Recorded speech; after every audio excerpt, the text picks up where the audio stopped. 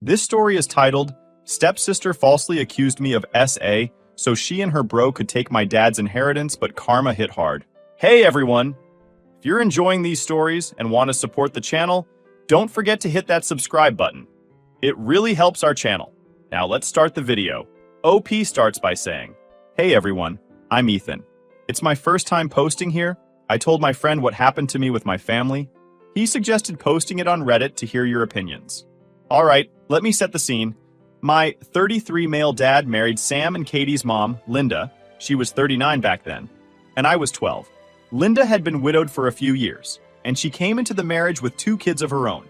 Sam, who's 5 years older than me, and Katie, just a year younger than me. It wasn't exactly the Brady Bunch. Sam and Katie didn't hide the fact that they resented me.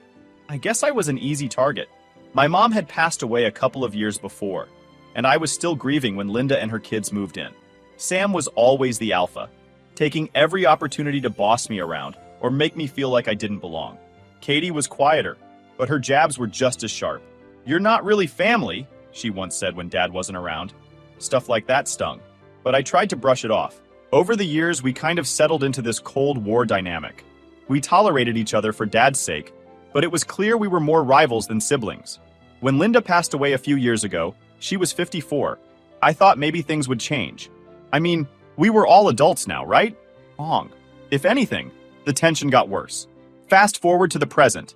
Dad's getting older, and he's been open about wanting to finalize his will. He's always been upfront about his plans, splitting things fairly between the 3 of us. His logic was simple. We're all his kids now, and he wanted to treat us equally. I thought that was fair. Sam and Katie? Not so much. Sam's always had this entitlement thing going on. He's the oldest, so he acts like he should be Dad's right-hand man. Katie, meanwhile, plays the innocent, supportive daughter when Dad's around. But behind his back, she's just as calculating as Sam. I knew they weren't thrilled about the will, but I didn't realize how far they'd go to tip the scales in their favor. Which brings us to that fateful family dinner. It was supposed to be a nice evening.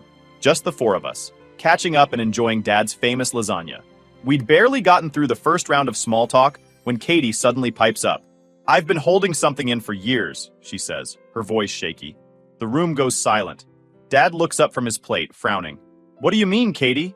She takes a deep breath, her eyes darting between Dad and Sam. I didn't want to bring this up, but I can't stay silent anymore. When we were kids, he hurt me. I blinked, my fork froze in midair. Was she talking about me? Dad's face turned pale. Who hurt you? Katie looked down, her hands trembling as she toyed with her napkin.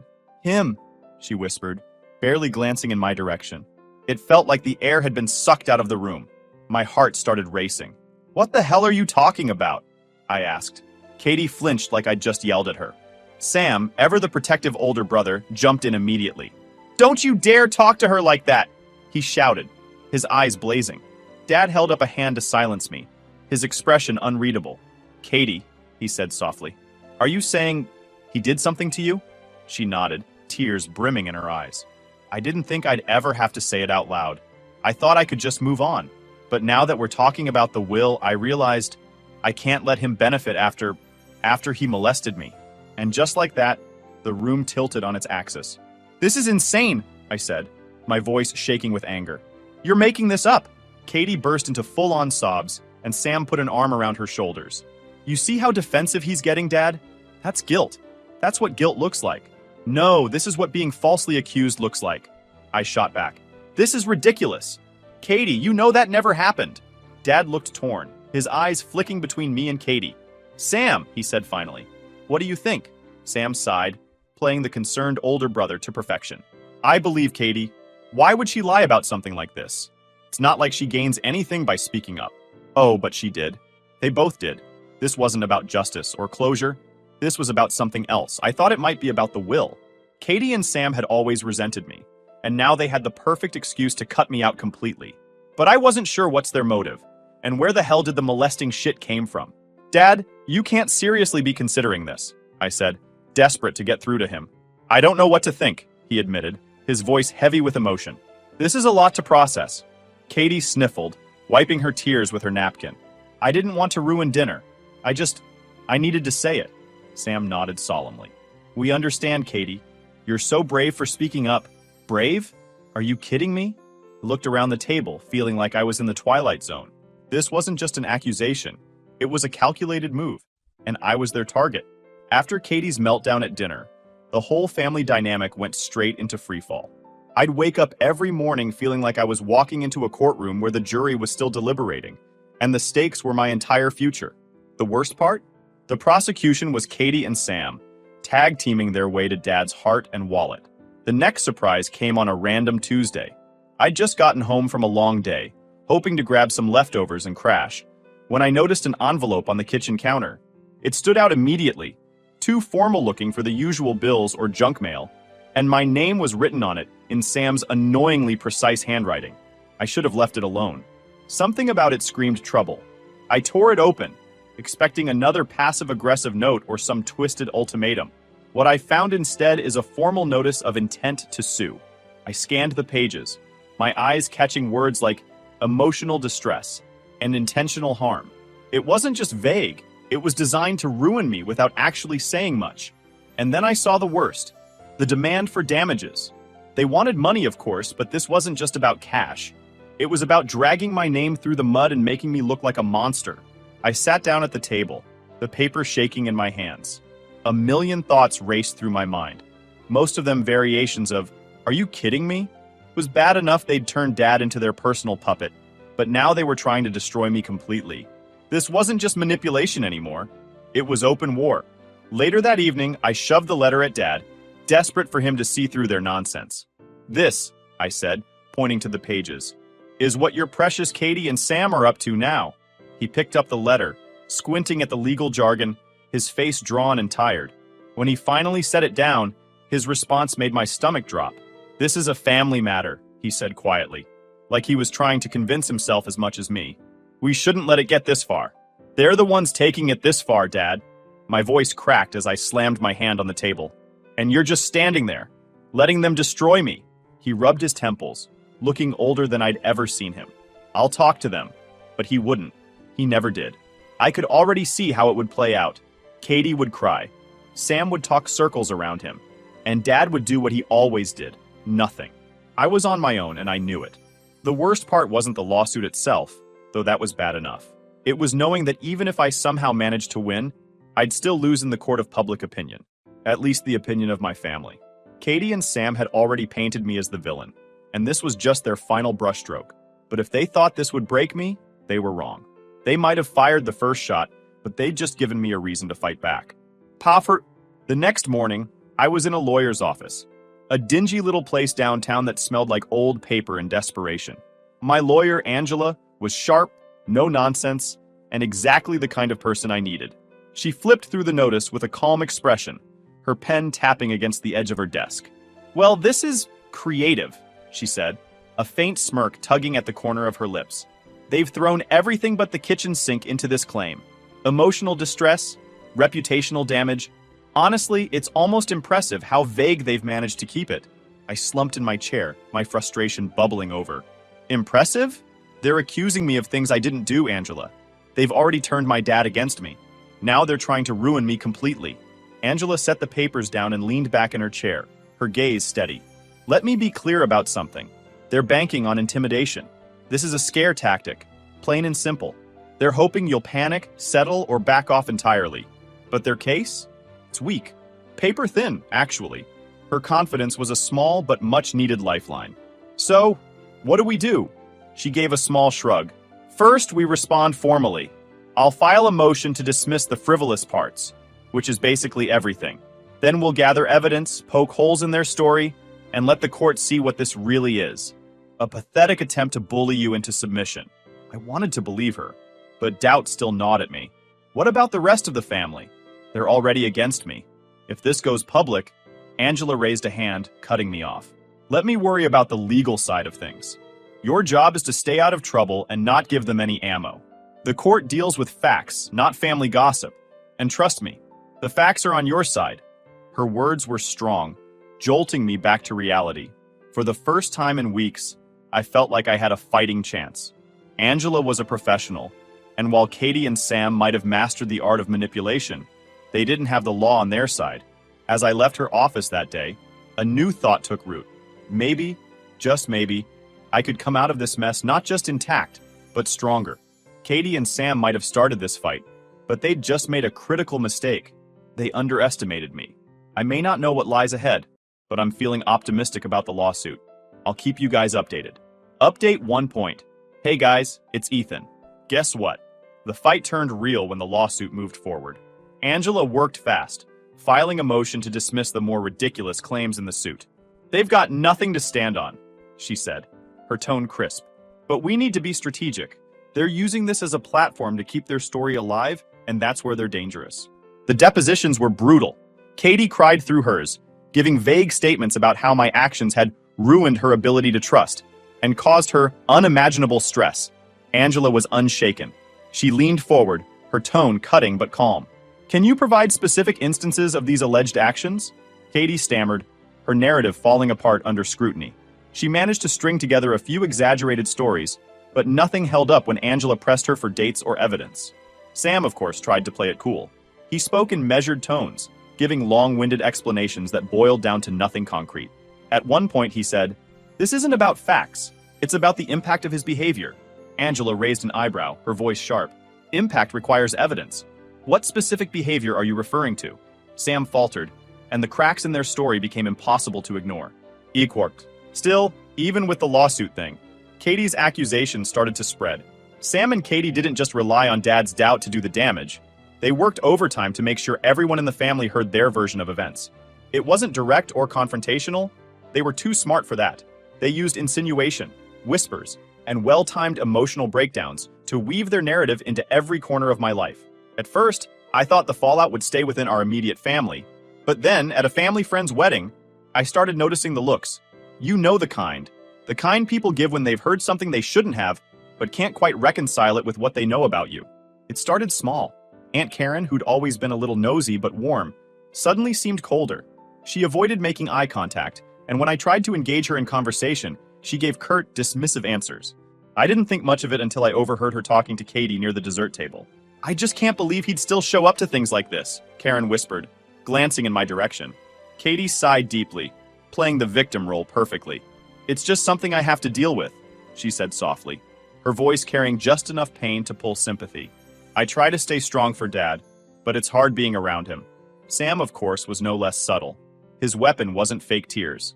It was carefully curated conversations that always left people questioning me. At work, things weren't much better. Word travels fast in families, and it's amazing how little it takes for whispers to seep into other parts of your life. A co-worker I'd been friendly with for years suddenly started canceling our lunch plans, and I caught another one glancing at me warily during a meeting. It wasn't just the looks, though. My world started to shrink. Invitations to family dinners stopped coming. Friends who'd been constant suddenly seemed busy every time I reached out. Even strangers seemed to sense the tension, like it was radiating off me. The worst part? I couldn't do anything about it. How do you defend yourself against something as vague and insidious as an accusation that's never fully stated? Sam and Katie had orchestrated this perfectly, staying just on the edge of outright defamation, but doing enough damage to make me question my place in the world. One afternoon, I ran into an old friend from high school at a coffee shop. Mike had always been straightforward. No nonsense, no beating around the bush. He greeted me with a warm smile, but as we talked, his tone shifted. "So," he said carefully, "everything okay with your family?" I paused, my coffee halfway to my mouth. "Why do you ask?" He scratched the back of his head. "Just, I heard something. From your cousin's sister-in-law, I think? I don't know, man. It sounded heavy. Even here, in this random interaction, the shadow of Sam and Katie's whispers was following me. What did you hear?" I asked, my voice low. Mike hesitated, then shrugged. "Something about you and Katie not getting along? Look, I don't want to spread gossip. I figured if it was important, you'd tell me." "It's not true," I said firmly, my voice steady despite the storm raging inside me. "Whatever you've heard, it's not true." Mike nodded, but I could tell he wasn't entirely convinced.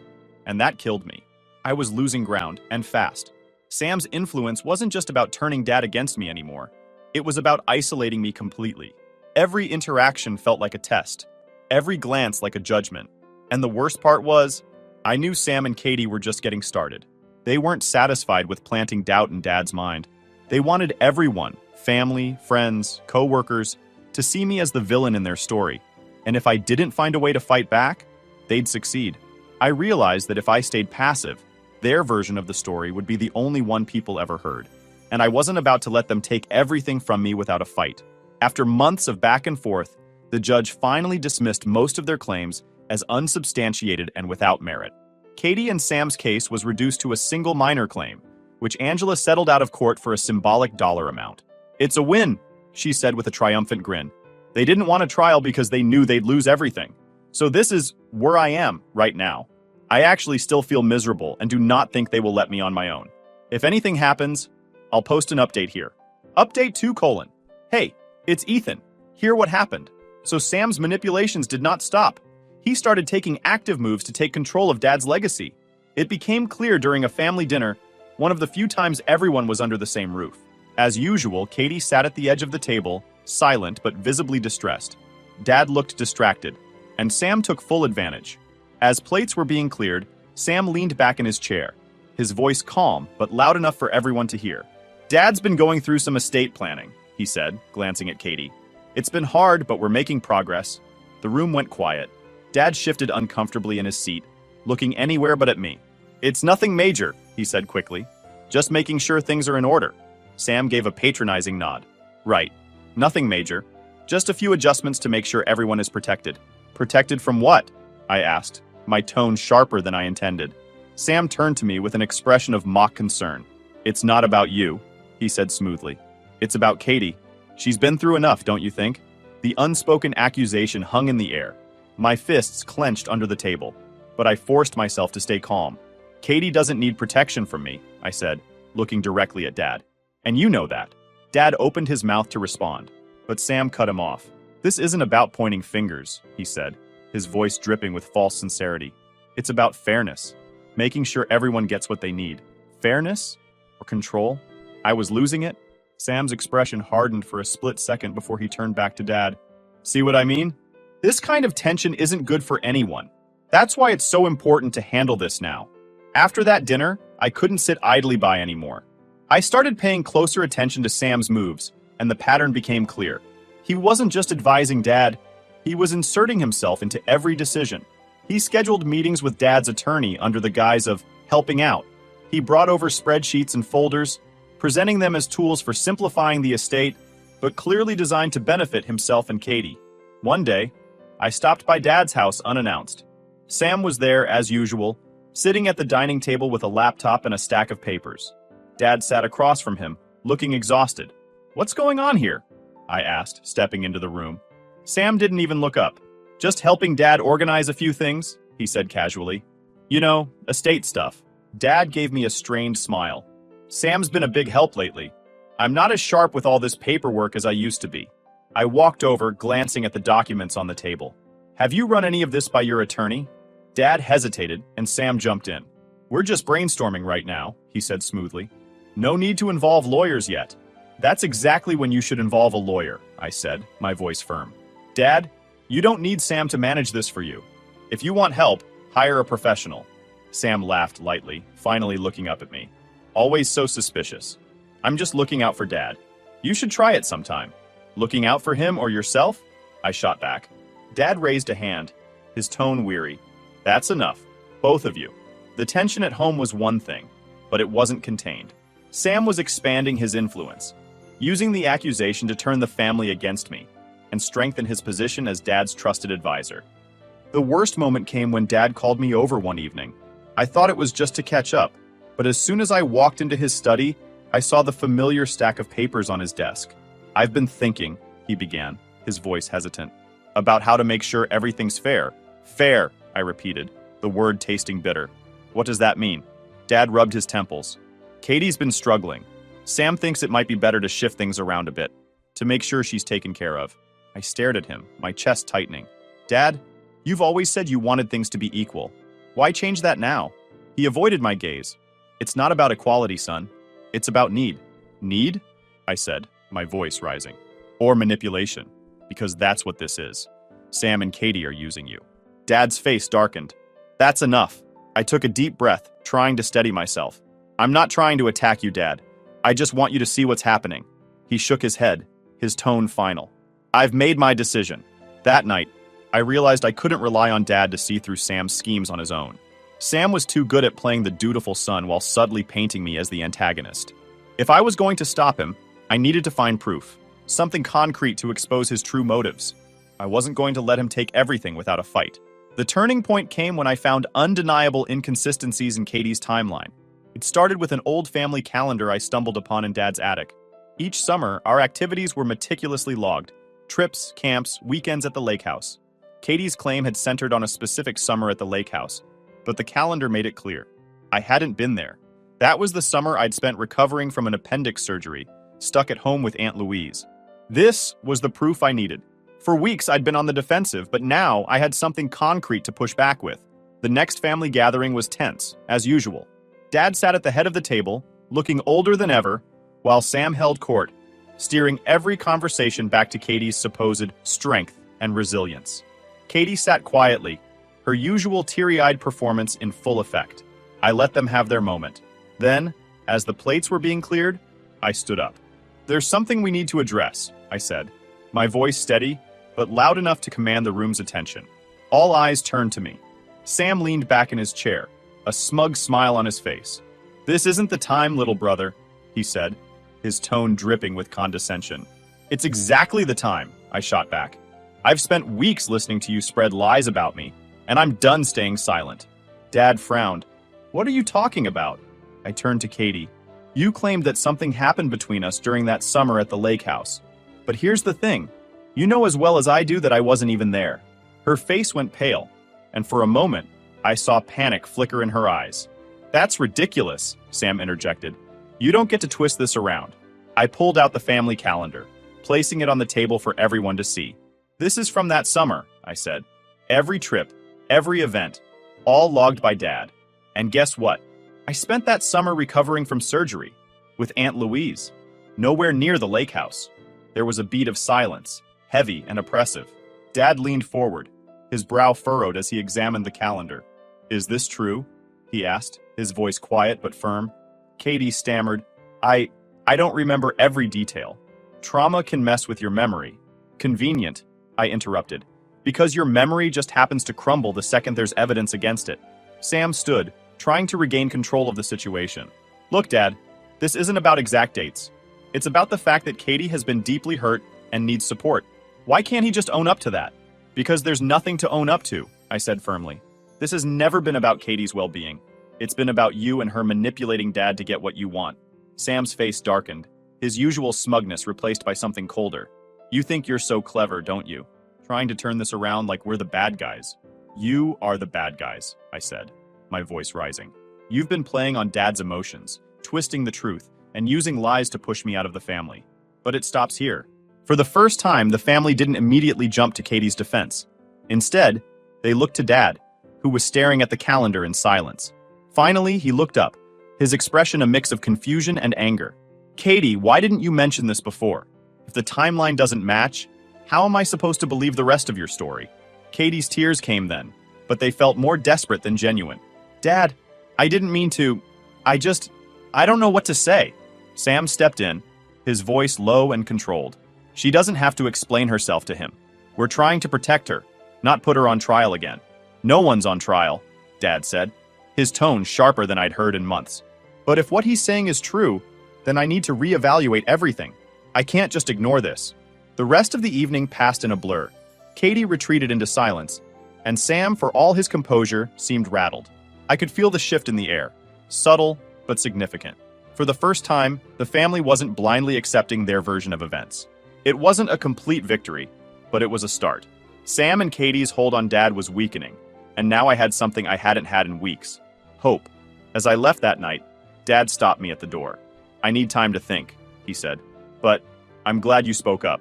It wasn't forgiveness or resolution, but it was something. And that was enough for now. This is where I am at right now.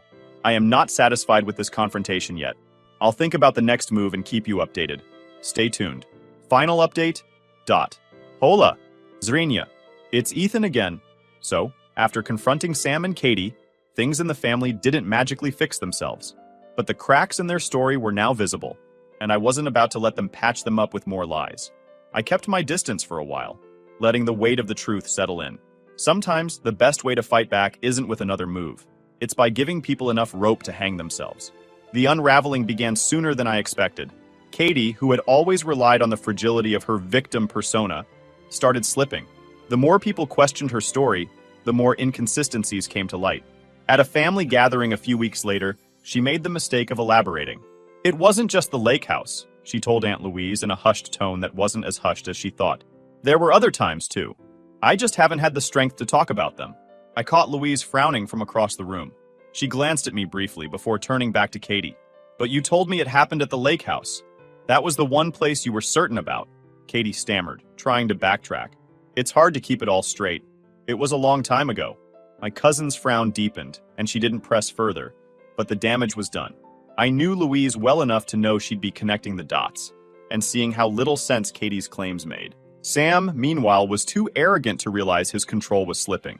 He continued to act like the family's savior, pushing harder for changes to Dad's will. But his overreach was starting to work against him. I learned from Dad's attorney, a no-nonsense woman named Ms. Taylor, that Sam had been calling her incessantly. He's relentless, she told me over the phone. Keep asking about options to adjust the distribution.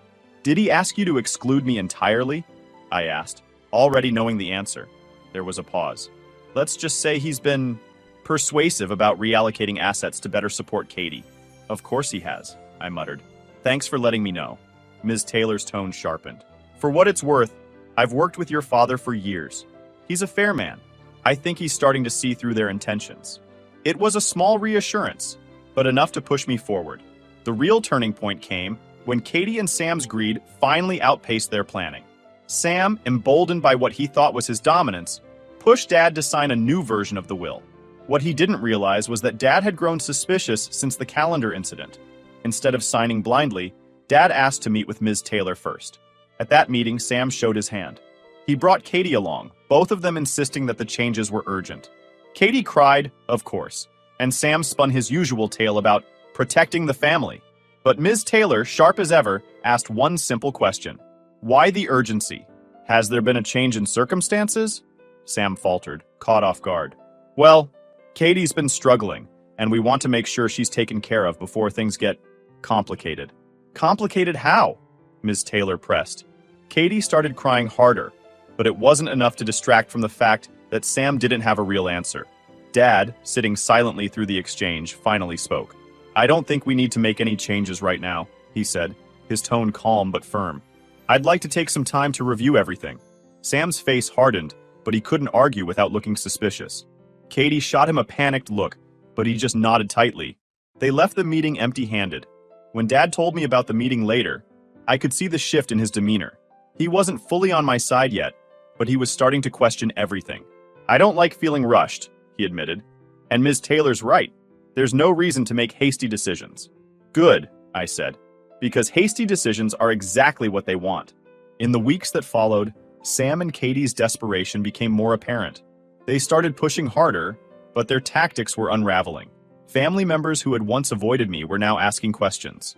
Aunt Louise and uncles, even some of the cousins. One by one, they began to see through the facade. The final blow came during another family dinner, one that Sam had insisted on hosting. He'd planned it as a way to bring everyone together, but it quickly turned into his undoing. Midway through the evening, Aunt Louise stood up, clearing her throat. Katie, I have a question, she said, her tone unusually stern. Katie froze. What is it? Louise folded her arms. You've said a lot about what happened, but the more you talk, the less sense it makes. You say it was the lake house, but you've also said it wasn't. And now you're saying there were other times? Which is it? Katie's face went pale. I don't remember everything exactly. Convenient, Louise said. Because I've talked to others, and none of it adds up. Sam jumped in. That's enough. This isn't an interrogation. No, it's not, Louise shot back. But if you're going to accuse someone of something so serious, you'd better have the truth to back it up. The room fell silent, and all eyes turned to Katie. For the first time, she didn't cry. She didn't say anything. She just sat there, looking like a deer caught in headlights. After that night, Sam and Katie's grip on the family crumbled entirely. Dad, finally recognizing the harm they had caused, took decisive action. Without a word to them, he discreetly removed both Sam and Katie from the will. undoing the manipulative changes Sam had snuck in. He didn't need to confront them. His silent resolve made his stance crystal clear. As for me, I didn't lift a finger. I didn't need to. Their desperation, lies, and greed did all the work for me. They isolated themselves, leaving behind nothing but the chaos they created. Karma handled the rest. In the end, I walked away with my integrity intact, and my family finally beginning to rebuild trust in me. The inheritance? That was irrelevant. What mattered was that the truth was out, and Sam and Katie had no one to blame but themselves.